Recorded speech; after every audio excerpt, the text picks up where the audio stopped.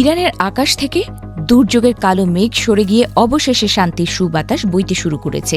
দীর্ঘ কয়েক মাসের রক্তক্ষয়ী সংঘাত আর উত্তেজনার পারদ চড়িয়ে মধ্যপ্রাচ্যের রাজনীতিতে যে অচলাবস্থা তৈরি হয়েছিল তা যেন এক নিমিষেই ধুয়ে মুছে সাফ হয়ে গেল। যুক্তরাষ্ট্র এবং ইরানের মধ্যে দীর্ঘ টানাপোড়েন আর যুদ্ধের ভয়াবহতা কাটিয়ে সোমবার সন্ধ্যায় এক যুগান্তকারী সমঝোতা স্মারক চূড়ান্ত হয়েছে, যা পুরো বিশ্বকে এক বড় ধরনের স্বস্তির নিঃশ্বাস ফেলার সুযোগ করে দিল।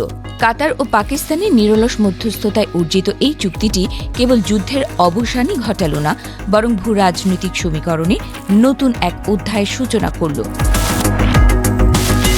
সোমবার সন্ধ্যাটা ছিল ইরানের সাধারণ মানুষের জন্য এক ঐতিহাসিক মুহূর্ত। তেহরানের সুপ্রিম ন্যাশনাল সিকিউরিটি কাউন্সিল অত্যন্ত নাটকীয়ভাবে ঘোষণা করল যে ওয়াশিংটনের সাথে তাদের সমঝোতা স্মারক চূড়ান্ত হয়েছে, যার ফলে ইরান বিরোধী সব ধরনের সামরিক আগ্রাসন চিরতরে বন্ধ হয়ে যাবে।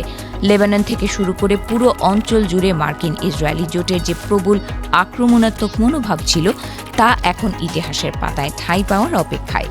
এই চুক্তি স্বাক্ষরের খবর পাওয়ার পরপরই ইরানের নতুন করে আসার আলো ঝিলিক দিয়ে উঠল, যেন দীর্ঘ প্রতীক্ষিত মুক্তির আনন্দ ছড়িয়ে পড়ল প্রতিটি জনপদে।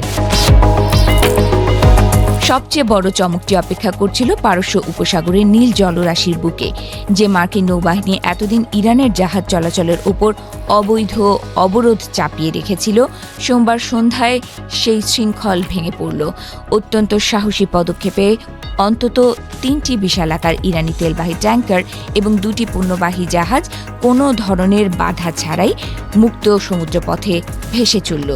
এই ঘটনাটি যেন সরাসরি মার্কিন আধিপত্যের মুখে এক বড় চ্যালেঞ্জ ছুড়ে দিল, আর আন্তর্জাতিক সমুদ্র সীমা যেন প্রথমবারের মতো আবারও মুক্ত বাতাসে দেখা পেল। এই জয়ের পেছনে রয়েছে ইরানের অদম্য জেদ এবং কৌশলী কূটনীতি।